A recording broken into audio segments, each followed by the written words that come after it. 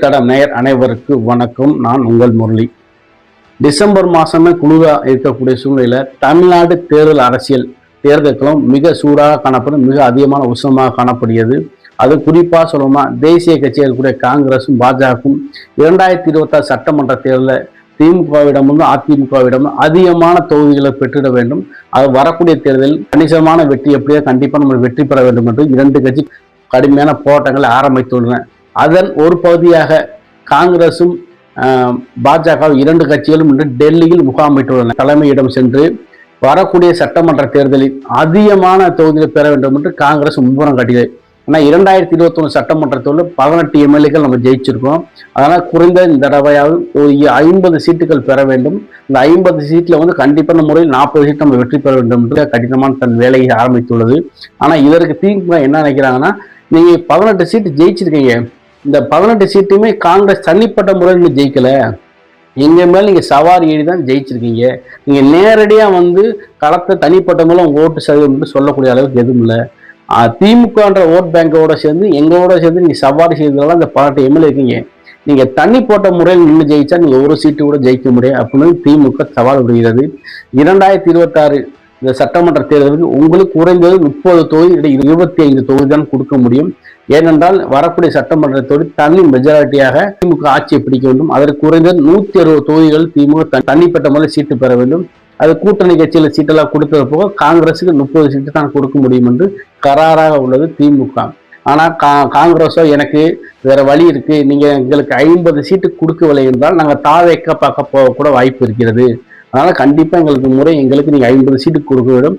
அது நாங்க கேட்கக்கூடிய தொகுதியை கொடுத்தால் கண்டிப்பான முறையில் மிக எளிமையாக வெற்றி பெறக்கூடிய தொகுதிகள் எங்களுக்கு நீங்க கொடுத்தீங்கன்னா நாங்கள் கண்டிப்பா ஜெயிச்சிடும் என்று காங்கிரஸ் ஒரு பக்கம் இருக்க, அதிமுக கூட்டத்தில் இருக்க பாஜக ஒரு புறம் என்ன சொல்லுது, தனித்திருந்து 20% மேல அதிகமான தொகுதியில வெற்றி பெற்றிருக்கோம். அதாவது தென் மாவட்டங்கள், கொங்கு மண்டலங்கள், சில பகுதியில் பார்த்தோன்னா அதிகமான ஓட்டு சதவீதம் எங்களுக்கு இருக்கு. கண்டிப்பான முறையில் எங்களுக்கு நீங்கள் குறைந்தது ஒரு 40 to 50 தொகுதி கொடுக்கணும், கொடுத்தா தான் நான் கண்டிப்பா நாங்கள் ஜெயித்து வருவோம் அப்படின்னு ஒரு பக்கம் பாஜக நிற்குது.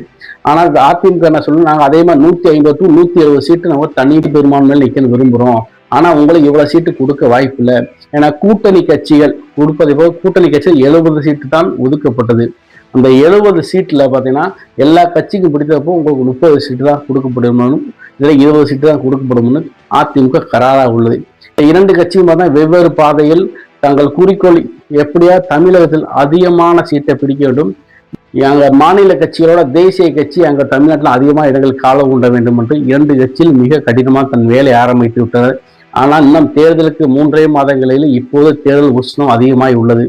காங்கிரஸ் எப்படியாவது கண்டிப்பான முறையில் இந்த வரை தமிழ்நாட்டில் 50 சீட் ஜெயிச்சிடும். அதுமாதிரி பிஜேபியும் கண்டிப்பான முறையில் தமிழ்நாட்டில் நம்ம கால ஊட்டணும், கூட்டணி அமைக்க வேண்டும்.